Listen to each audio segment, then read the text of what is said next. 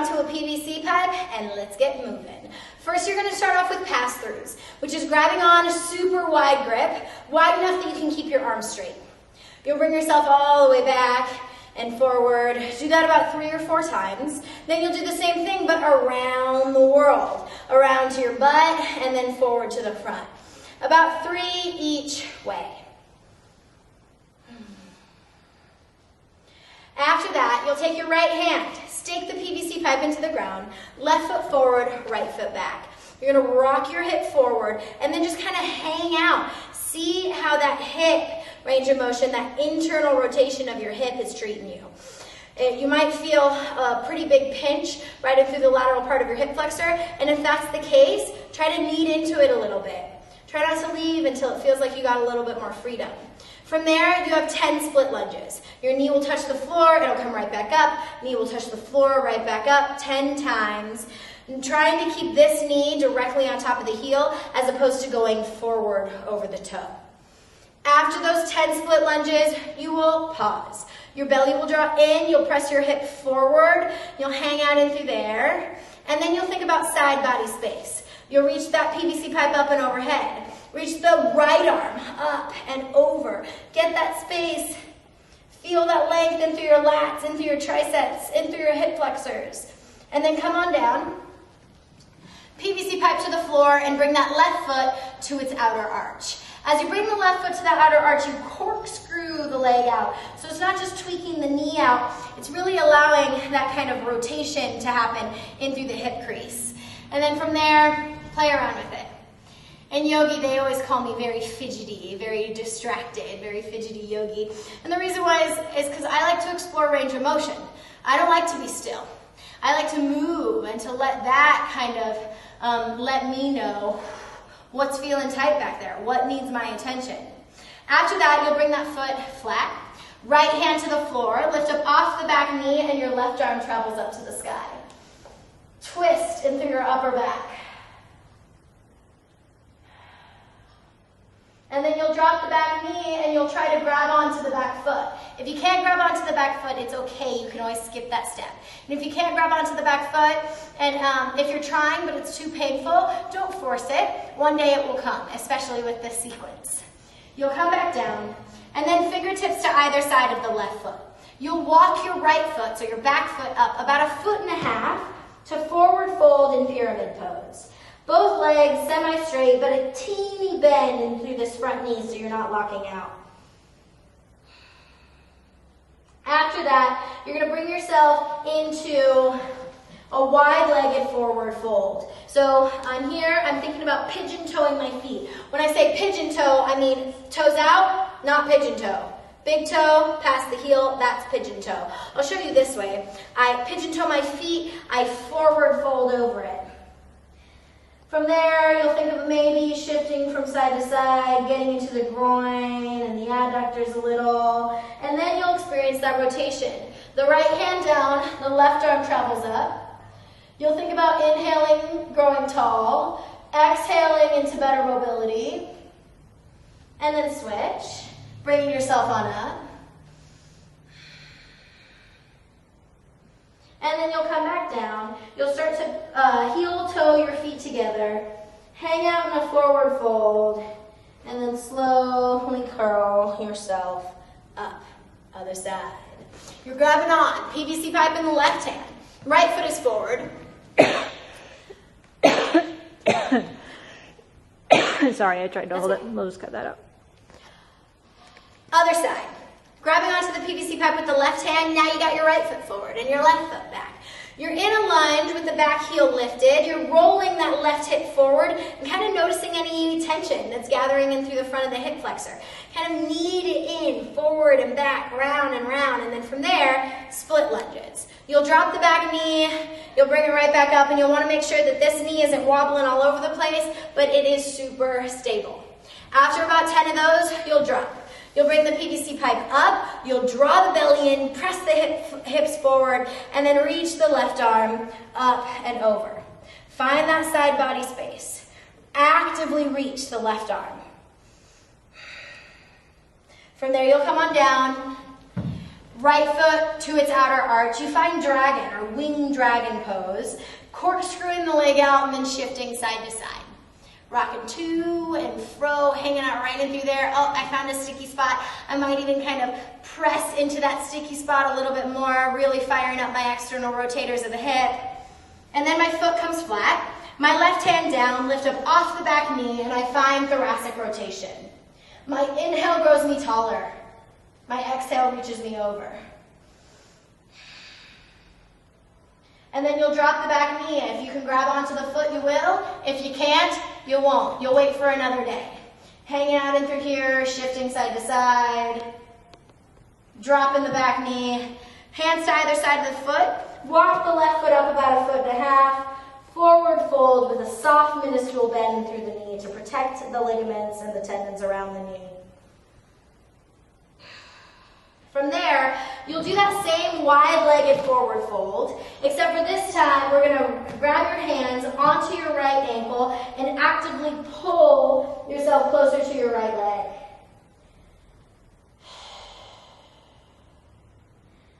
From there, you'll come on up and then drop down to a lateral lunge on that right side. Yours might not look like mine. Yours might look a little bit like this, and if you need to, you can always grab onto the PVC pipe and use it as a little bit of a crutch or a little bit of a brace until you can find that flexibility and strength on your own. From there, you'll kind of just grind forward and back, grind and over, grind and back, grind and over until you're just done with it and you want to work on that other side. Left hands grab onto the left ankle. I pull myself closer. I get into the hamstrings. And then maybe a few more lateral lunges, rocking on over, grinding, getting into the groin. You can even do it like a dance move. You're rocking side to side.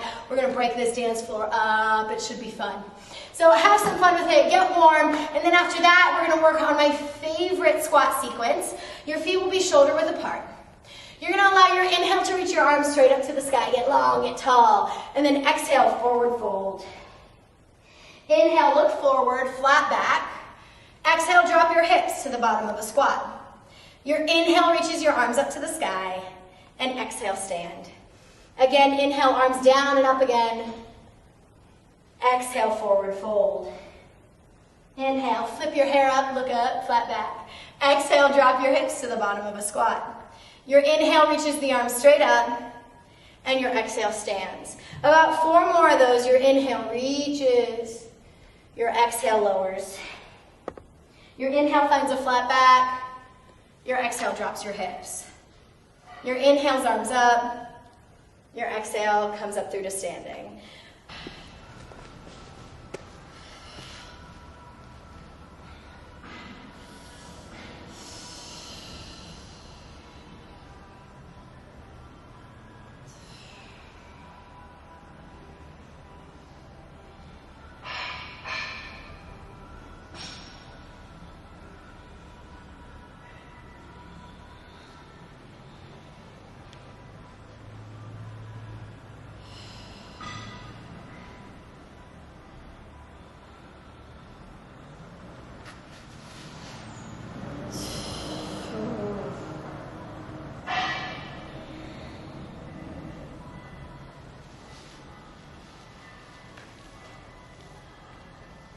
Yay! This one is not for the faint of heart. This is probably the deepest hip extension stretch that I could possibly come up with. So ease into it. You're going to grab yourself, band in through, the band should be attached right up to where your hips are. From there, I loop it right underneath my butt. And then I'm going to step back so that way my knee can become flush with the wall. It doesn't need to be flush. It could be a little bit over, but the more flush you are, the more stretch is going to happen in through your quads. From there, I'm going to bring myself into the bottom of a lunge. And then I'm going to try to relax. I'm going to take inhales that fill my belly up. And then exhales that press my hip forward and maybe lean back. If you want, you can reach your hand up and over, getting a little bit more in through there. About 2.5 minutes on this little contraption. Should be gnarly. Have fun with it. In order to open up our groin, we have this classic butterfly stretch. But the way I like to make life a little bit more exciting is I'm grabbing onto a resistance band and allowing that to create better position in through my torso and then allowing me to forward fold over it without any complication. So I grab onto the resistance band. And first I lean back. I bring my heels in as close to my pelvis as is comfortable. I activate in through my side butt, so my glute max and knee, and then I see if I can't press that knee down.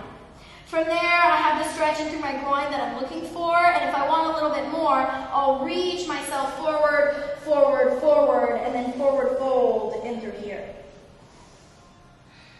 Every exhale, feel like the resistance band is pulling your shoulders forward, allowing a little bit more space in through your upper back. And as you're stretching in through your groins and through your external rotators of your hip, you can also allow a little bit of freedom in through your T-spine. Your chin drops into your chest, you hang out here, you can even kind of lean forward and back and side to side. Hang out here, 90 seconds to 2 minutes. Good to go.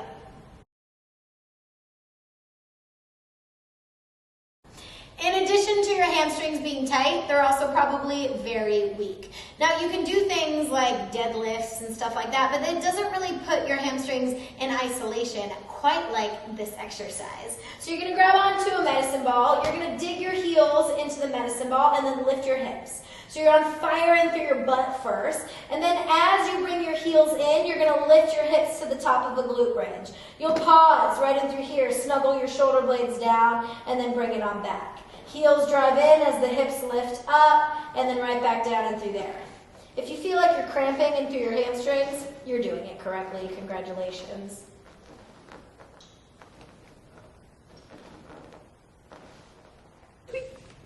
This is called the bird dog stability test. What we're focusing on is this kind of motor control right in through your side butt area. So can your glute med engage so you can keep yourself tight? Here it is. I'm right in through here. I'm going to reach my right arm up like I'm shaking someone's hand. The first test is, can I get my bicep in line with my ears? If you can, if you're right about around here, well then we want to work on a little bit of lat opening. And then from there you're going to extend that left heel back. Notice how stable you are if you're kind of wobbling all over the place. If you're wobbling, that's fine. Take a couple beats. See if you can extend in both directions. My fingertips reach, my heels reach, and I find that motor stability. And then from there, I'll switch. I'll pause until I feel stable, if I feel stable at all, and then you'll switch. This is one of those ones where the test is the tool and the tool is the test. So the more you do it, the better off you will be at it, and the more you'll be able to kind of recruit those really weak glute medius muscles and begin to strengthen them.